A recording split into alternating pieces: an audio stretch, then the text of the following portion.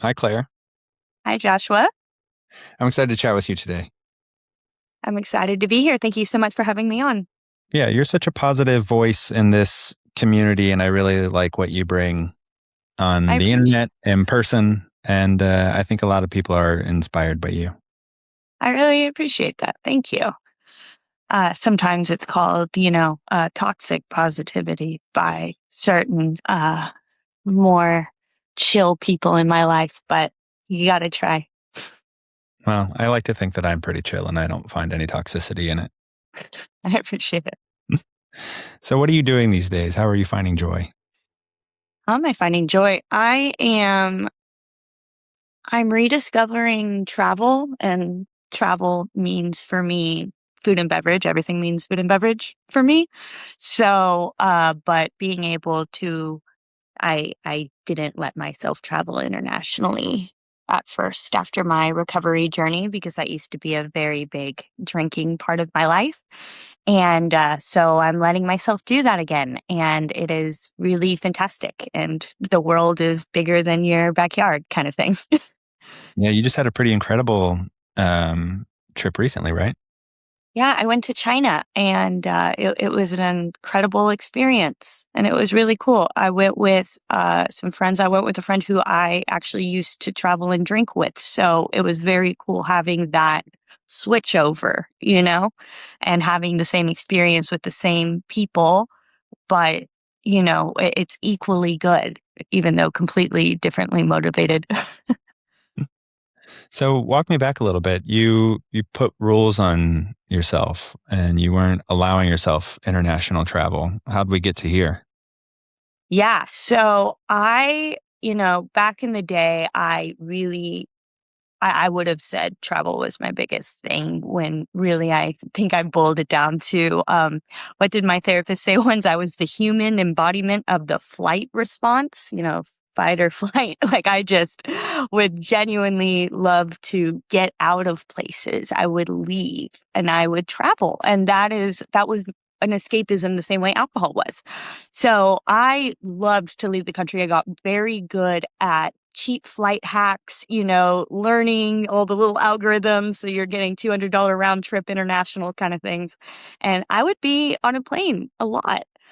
And that was something that I would do. And I would go on my benders and have my crazy stories. And that was just my personality. And that was one of the things that I realized when I got sober. I had such a network around the world at that point, a drinking network, that it was like, I have to eliminate all of those patterns. I need to ground myself for sure. And now, 2.5 years in, feeling pretty good. And China went really, really well. So, really glad to have that back. The I feel like the language that you used around that doesn't necessarily sound too bad.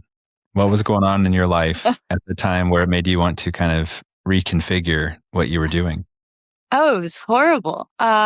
No, I think, I don't know if you have the same experience. I have to taper my language at different levels for how my past was because, I host dinners that have, yes, there's no alcohol in them, but some of these people have never dealt with addiction. Right. And so it's just very different. And I'm trying not to spook people. But no, life before I had just gotten separated from my husband in Atlanta and I was drinking around the clock. I was getting hospitalized back in Atlanta before I left. Sorry, I had been getting hospitalized um, for detox and withdrawals. And my parents came and took me home to Houston. Don't really remember the next few months very well. And then kind of had a little bit of a show of getting my act together in those last 4 months before rehab. And I had 2 or 3 different jobs. I was drinking nonstop. My parents had taken away my keys. I was Ubering everywhere. I was making a ton of money. Every time I got fired from a job, I'd give myself a 10, 20K raise because my audacity when interviewing drunk was wild and it just worked. So there's a lesson there. I don't know. I could never do that now. And but I was an inevitability. I knew it. I knew this was either going I was going to have to change or I was going to die. Like there's by I would say November of 2022, I think I was like, okay, I know, but I was still lying. And it was really bad.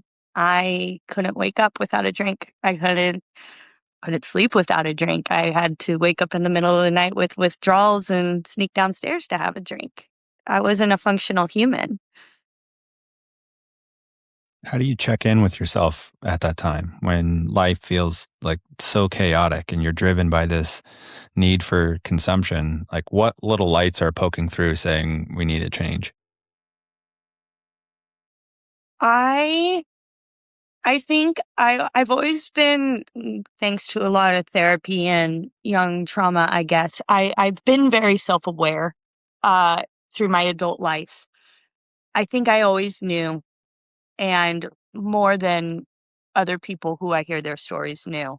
And basically, the checking in didn't happen. I drank to cover up the checking in. I drank and I just wanted to numb. I didn't want to feel, I didn't want to think about how my life was completely crumbling. And I would cling to whatever surface level good, like making good money until I inevitably get fired. You know what I mean? For drinking. I would cling to whatever I could, I don't know, brag about. And that was my God. That was my purpose until, and I wouldn't think about anything else. I wasn't thinking about the problems. And so I didn't check in is the answer until I tell this story often. My moment was throwing up blood in my office, you know, and at noon after I'd been passed out on my desk, had to call my mom. And and she knew I had been Ubering. They had taken away my keys. I am so impressed with my parents, honestly, that they knew they couldn't force me to do anything until I was ready. Like, they knew nothing about this whole situation and they got that down pat. So, really proud of them. But as soon as I made the call, they were ready to take me and they did. Yeah, what happened then? And then, when I went to treatment, Yeah, when you made the call, what started changing after that? things didn't change immediately. I went to 3 rehabs in 5 months. I definitely did not get it at first. I had my now infamous DUI after my first rehab that ended up in a ditch in front of a Burger King after fighting some guy's wife in a trailer. Didn't know she existed. So, a lot of things that I wouldn't say are typically me, that only alcohol could take me to. Um, so it took a while. Sober living helped. And then finally, after my third rehab, I would say what made it click. And although I don't identify with a 12-step program now, I'm not active in it. I 100% owe it my early sobriety and would recommend everyone start with it. And that is what made the difference is someone taking me through that process and having that community and having that rigidity and having a set of rules that I could sort of turn my brain off like I was used to and follow some rules and how to get my life better. And it worked. Yeah, what do you think it was about that that made it stick? Because, on paper, three different rehabs, not doing it at first, it seems like you're kind of like a tough nut to crack in that regard. Where Yeah, did you start listening to yourself more or just kind of like telling yourself to quiet down and just kind of work it? I I honestly think I had to meet someone who was living a life I actually envied without drinking. Mm. And that was my sponsor. What about And that life stood out? what? What about that life stood out to you? She was brilliant, Heather. Yeah, she was brilliant. She was sharp. She was quick. She was funny. The way she communicated, even in meetings, I respected. I think that was, and it sounds, I mean, everyone's a piece of shit at the beginning, right? We're all so selfish and ridiculous, but I didn't really respect a lot of people that I met in early recovery. I was like, I don't want your life. I don't want to necessarily emulate that. If this is the rest of my life, I'm not happy, was sort of my takeaway. Of course, I was around people who were also in rehab. No one would want my life. You know what I mean? So it's funny to look back on. But I think that's what I needed. It was almost like a beacon of hope. Was okay. This is someone who, the way they carry themselves, the way they communicate, the way they just beam and have their social life, I was like, okay, that's cool. And they came from where I am right now. Okay, there's hope, is really, I think, what ended up doing it. And then the community that came with it. I became part of a community of women that I'm obviously a huge extrovert community person. I needed that until I found people that I really enjoyed being around. It didn't really stick. And then when I found what worked as my community, it did. Were there things said in, the meetings that stuck out to you that were maybe being said to the greater whole or were the things said directly to you that kind of gave you, I don't know, some mantras to live by or some words to follow? Like, how did you start to put this stuff in practice? I'd say the biggest things out of that entire time, and I was pretty dedicated to it. That really stood out that I still carry every day. And again, I've spoken on this before, but I consider it a religion like any other. As someone who's studied world religions and I'm really into them, it's something that made me be able to handle it. Because at first I was really rejecting that text and I was Mhm. looking for everything that was different. And obviously, there was the language in it did not apply to my belief system, and it just completely turned me off. But the same way, when you read or study a religious text of another culture, you get excited about the similarities you have.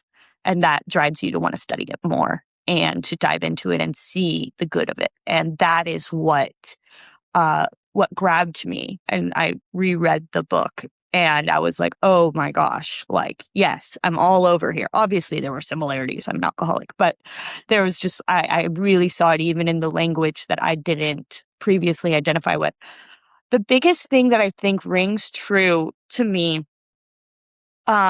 is that being of service is basically energetic currency. Obviously, they do not say it like that. But the concept of being of service to others and helping others keeps you sober. It comes back to you. If you need to get out of your own head, you have to help other people, is something that has worked like clockwork for me ever since. And I grew up with a school of really strong morals and really good character teaching, and it just never clicked like that before. Selflessness. And I think maybe you have to be the level of selfish of an alcoholic, maybe, for it to work, but it's crazy. And that's something I implement every day. If I feel like shit, or if I'm really angry, or if I'm anything, I have to just absolutely stop thinking about myself and blindly give my friend a ride, help someone do something. It can be so small and insignificant, and it really just clears that air completely. That's Do my you find yourself favorite one. being, do you find yourself being selfish in different ways? Absolutely. It's funny because I don't think most people would identify me as a selfish person. I consider myself selfish, but in a way that I think is keeping me alive. I'm keeping away, being aware of it, and just in general wanting to make sure that my own problems are handled and taken care of with the overarching goal of being in a good place to help others. And when that's the motivation, everything works out. Everything does get better for me. if I want to get better just to be a cooler Claire, like that, nothing's going to happen. And that reality is stripping me of the selfishness because I'm like, I don't even get to be selfish. It won't work. In the long term, it won't work. And so like, you met me after, and I won't speak on it too much, but in a meeting that we heard, about a rough loss I experienced. And it was funny because right before that was my trip to China, and it was my big goal was to shift away from any kind of professional work in anything that touches recovery and focusing on non-alcohol food and beverage. And just really recovery is my own personal thing. It's not something that has to be very public. And I was ready to make that shift after 2.5 years of sobriety. And then this happened. This very, very life-changing tragedy happened. And it happened so perfectly at a time, like, that I was just like, wow, that's a sign. And that's why I decided to take on this podcast and 2 other podcasts. And I'm just like, I've accepted to help with the rally on recovery. I'm like, this is not over. And this is part of my life. Now I have to be a vessel however I can. And I'm just going to keep one step forward about it because it's a clear message, I guess. This is a horrible disease. Had you been met with grief before you got sober? Not before I got sober. Um, it was actually John, my one of my best friends in my first rehab. I situationally had not dealt with sudden death, grief, anything like that. Some elder relatives where it made sense, sure, but nothing and no one so close to me that it changed my day to day. So what was that? I turned 30 in rehab. So it was at 30. I do my first rehab, this guy and I become very close. He's in horrible withdrawals. He's opiates. And I remember I treated him like a little feral animal. I'd feed him Cheetos down the hallway while he was still shaking, you know what I mean, to sort of gain his trust. And finally, it got to the point that he and I were calling his wife and talking, about when we get out, we all need to whatever. And, I was like a big sister to him kind of thing. And it was a very cool dynamic. And he got out first, and he was in the partial hospitalization program that we shared a courtyard. And it was really cool because I could still see him every day. And I just started seeing in his eyes, he was more and more glazed over going into that program. And I was just sort of like, you know what I mean? I was like, just come back, dude. Like, just come right back. I mean, I'm still here. Like, we'll run her back. And he was supposed to be at the meeting. I got to go to that upstairs area to get my 1 month chip. And that is when I found out he, the night before, didn't make it Hmm. due to an overdose. And that, talking to someone one day and them being gone the next, again, something I never dealt with, destroyed me. I remember, because obviously everyone knew him that round, but I went back. I got out of rehab and then 2 weeks happened and I went back. I still knew a lot of people in rehab. Like that was a quick turnaround. Almost everyone and the staff had forgotten John. And I lost my mind. That is probably the biggest level of grief, I think, because of one, the state I was in. I had just had my absolute rock bottom in life. And on top of it, so I'm there mourning John, and none of the teachers, they recognized me. And I was just sort of like, how are you doing after John? They're like, who? And I'm like, what are you talking about? Like, he's gone. And I understand it fully. These people deal with this professionally constantly. They have to have that barrier up. I, of course, now completely understand, and they have to survive in the world with this. I can't imagine having that profession, and I'm so grateful to them. But where I was at the time destroyed me. And it is funny. It is interesting. I looked back after this very, very personal loss that just happened. I didn't have a fraction of the reaction that I had to John. And it's interesting because we have to get desensitized when it comes to substance abuse, and it's heartbreaking. But that was a very long, detailed answer to your question. But it's something that I think is top of mind for me right now because of the difference in my reactions in those two instances. I mean, Grief is still something I'm trying to figure out. yeah, how are you navigating sobriety within grief? I mean, they both kind of call to each other. For sure, maybe I'm lucky that I never had the chance to deal with grief with alcohol. Um, so I definitely dealt with anxiety, depression, a bunch of other negative feelings with alcohol, but I maybe that's a weird blessing. I didn't experience a death like this until I was sober. So I just the instinct isn't there. I think that I have enough tools in place and community in place now that it's just more hard shit. And I know what to do with hard shit now. I love that in the midst of this, you instead of kind of clamming up or becoming in your own shell, the kind of like first voice that you heard was, I got to jump back in and talk about recovery. I have to be there for others. Within that, do you feel like you're still being there for yourself? Like, how do you kind of navigate this as, a learning opportunity for others and also kind of a learning opportunity for yourself? I think I think the that whole ideology behind the being there for others is actually, that it turns out to be selfish, right? It helps me a lot. It helps me process. It helps me, I haven't talked about John in over a year, even just saying that story just like made me feel a little lighter. And I know, and just the fact that, hey, it might benefit someone else, great. That's also a bonus. But yeah, doing the next best thing with the mindset of helping others is helping you very much along the way, just like that did. And I am focusing on myself as well and doing what I need to do. I'm learning a lot about physical health, which has always been one of my hardest things. Uh, you know, I hate taking pills, take supplements now. My God, they help so much and it's the worst. And it's little things like that. You have to treat yourself like a plant. You put yourself in sun, you water yourself, and you make yourself take a walk.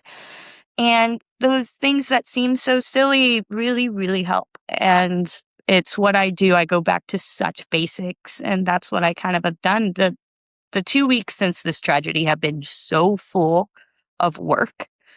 Some of the busiest 2 weeks work wise I have had since sobriety. And it's been a blessing and a curse because literally just before this call, I was on the phone with my she's basically a therapist, but has a spiritual bend to her. And she was just like, okay, are you going to take care of yourself? I'm like, I guess.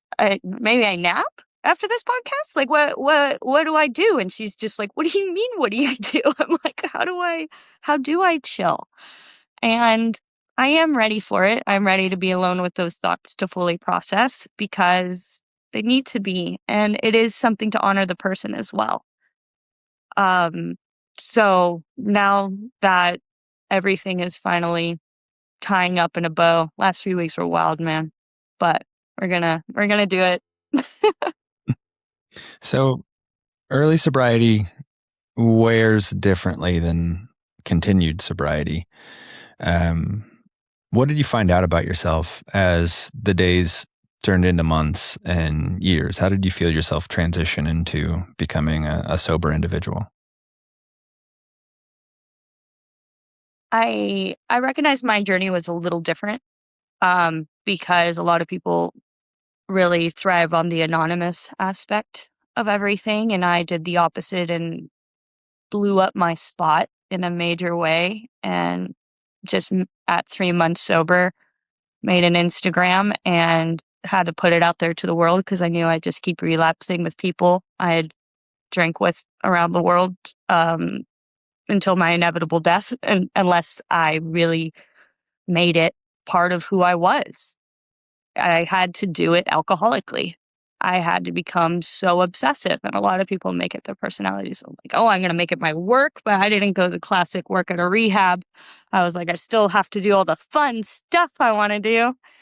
And so I just kept going with it and obsessed over that instead. And sure, every once in a while, I kinda wake up and I'm like, "I would really love not to be the sober girl right now." I'd love to go on, a date and that not have to come up in the first, 2 topics, most likely, because it's work, it's what I do for fun, it is who I am, like, there's literally no real way around it. But at the same time, I'm happier now than I've been, and I can't even remember barely remember my wedding day. So I'd say this is definitely it, and I'm very grateful for it. So I'd say the difference is when you're in early recovery, everything seems like life or death because it is. And although things aren't perfect and bad things keep happening, there is such a peace that comes with continued sobriety that is that no matter what comes at you, you're going to stay sober and you're going to be okay. Of course, you have to do things every day to implement that. We're all one sip away from relapsing. I'm not saying it's easy, but I'm saying there is a safety in that I'm really grateful. My nervous system is very grateful for. So talk to me a little bit about work. How did you how did you make recovery your job? I I have a history in events. I have a history in creating community. I've done that from everything from, nonprofits to oil and gas marketing, selling my soul for the check. And it's bringing people together, especially around food and beverage, has always just been my favorite thing. My mom's a fantastic host, and it was something I grew up with. And even my sister, who's the most introverted person in the world, can throw a dinner party with her with a blindfold on. That's such a testament to my mom. And so I just grew up with this, and it's funny because you go to college, you work different jobs, you gain skill sets throughout the year, throughout your life, and this is the one that always was just the most knee jerk, the most authentic one I had, and it was one that in a post COVID world started to be um incredibly useful. A lot of people wanted it, especially moving to a city like Austin. Community is absolutely monetizable.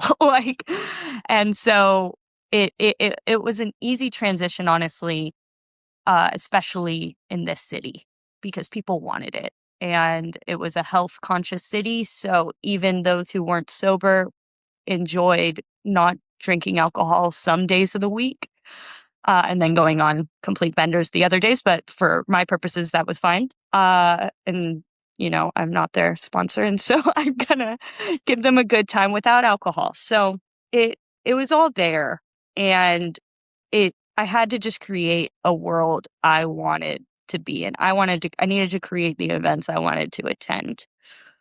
I I was like the thought of never going and pairing wine with a meal again, you know, it's not even a bougie thing. I would save up my pennies to go to a nice dinner. I really just that was my greatest joy in the world and still is. And it's just the fact you can do it now without alcohol is gonna just have to continue being my mission because it makes me so happy.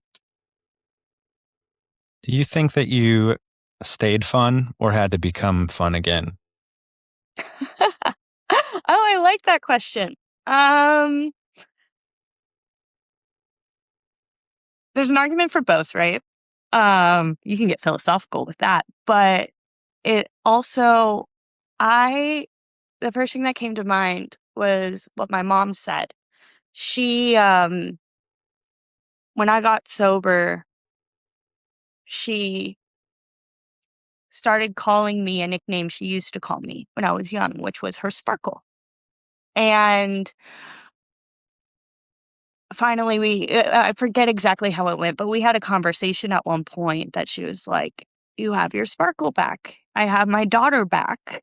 And, and it was sweet. She gave me a necklace with a sparkle that I wear every day, and it's a reminder. But it was more that maybe I was fun the whole time. Maybe I had whatever joy, whatever sparkle there was, maybe it was there the whole time. It was absolutely dimmed. It was numbed. It was cast aside and completely pushed down with alcohol, overeating, everything, just anything to lower frequency was happening. And there was no sparkle, there was no fun. So I think it came back after all of that. I had to remove what was blocking it. I How think did you that's the start to answer. see that? What shined through? Just happiness. I mean, again, this is something I guess only people in addiction can really relate to. Your motivation when you're in it is purely the next drink, you know? Nothing really, everything you want to do or do is all an arrow towards the next drink. And when you get sober, people always joke about having more money, having more time, having all this because you don't have a motivation like that. There is not a chemical thing in your body desperately driving you to get things done in order to achieve your next hit. So you're kind of left without a level of ambition, a level of drive. And I think what changed in me when I started feeling my sparkle back is when I got ambition again, when I was excited for things again. And that started happening when more time went on and I was just, because yeah, I remember the first time I went on a date sober, I almost, threw up. I was so nervous.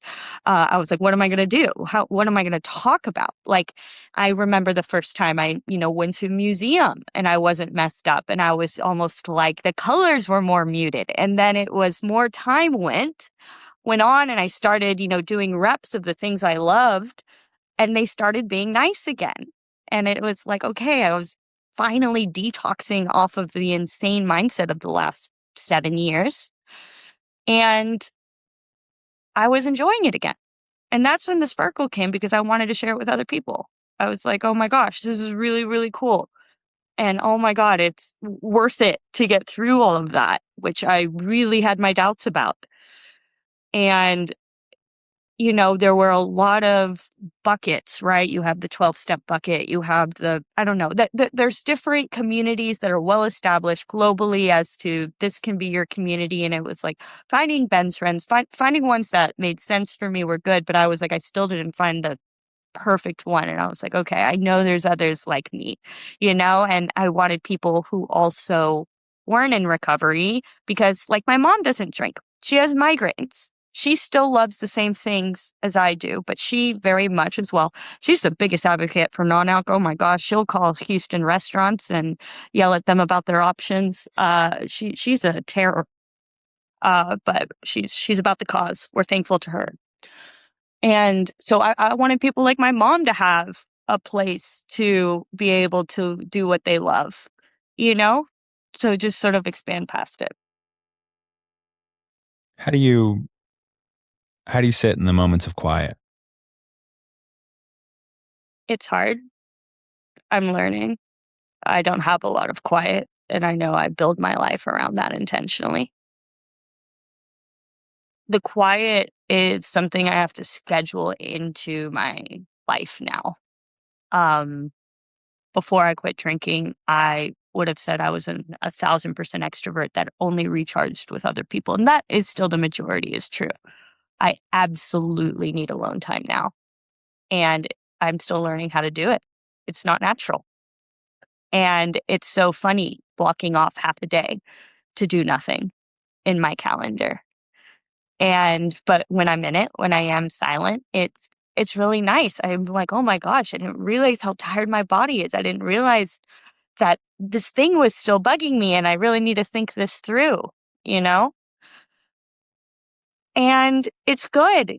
and you learn about yourself. It's funny. I feel like I'm maturing exponentially now in sobriety because you can just collect all of these new habits like Pokemon because there's nothing getting in the way of them. It's really the world's your oyster at this point. Once you get past that, you can do fucking anything. I love that. Um, so I'm wondering, how did you know it was time to go to China? I think it was who extended the invite. This friend was one that I had only ever really drank with. And it felt perfectly right because from abroad, they were completely supporting me in this journey. They were a normal drinker, so they thought that I stopped after the trip. They didn't know I continued going. So, of course, when they found out I was in rehab, they felt horrible. And I was like, nah, it's not about you. Don't worry. This was happening completely without you. Um, and so I had put that person along with the majority of my life in a bucket that was people I will probably never see again or interact with because I have nothing in common with them anymore. It was just drinking. So when they reached out, and it was the same with a few friends back from Atlanta, which were my heaviest drinking years. Some of them, I remember this. My one friend Quinn, she sent me an NA Liar's coffee because we used to drink espresso martinis together. She's such a little she doesn't do too many words. She just Amazoned it to me as kind of like we can still be friends. And it was so cute. There was something great about figuring out that there was a lot of people in my life that I did lose and realize the only connection was alcohol. It was fantastic to learn I could keep some. And having a person that was so in that category reach out and be like, I don't even have a single beer if you don't want me to. Listen, we are such good friends. Seriously, I support what you're doing. It's rad. Let's go to China. I was like, yeah, no, that feels right. It felt very full circle and it felt like it would tick a lot of boxes. And that between that and coming home to probably the biggest, hardest news of my life, shocking news of my life, with this tragedy, that combination, I think completely I'm tested, right? Like there's a level to your sobriety that you don't know if you'll get through it all because it hasn't come up. Like you have some stuff in your back of your mind of like, oh, if that happens, will I drink? I kind of did it all in 3 weeks and not all of it on purpose, obviously. And so now I'm in this weird period of just kind of like, okay, like that was the checklist. That was all of it. And so I think it was the right time to go to China because it presented itself to be the right time to go to China. And it was because it was fantastic. I never had a single desire or anything like that. I had a great time. Other than the not drinking, how did travel change for you? I wake up early. There's cool stuff to do in the mornings. It was fantastic. I was the first at the breakfast buffet, which is fantastic in Love. China. Oh my gosh, everything. I miss dumplings so badly. But it would just be it would be different. I'd walk around when no one else was around. And my window of things to do used to be like 4 hours of even sort of cognizance, not sober, but aware, really. And I would be in beautiful places around the world that I'd spent money to go to.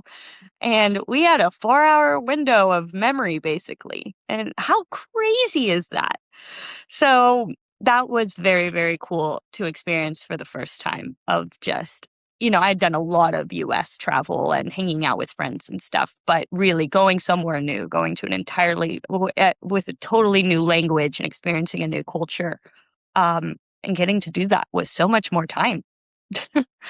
It felt like I was there for much longer than I was because trips used to go by very, very quickly. Yeah. What did you drink?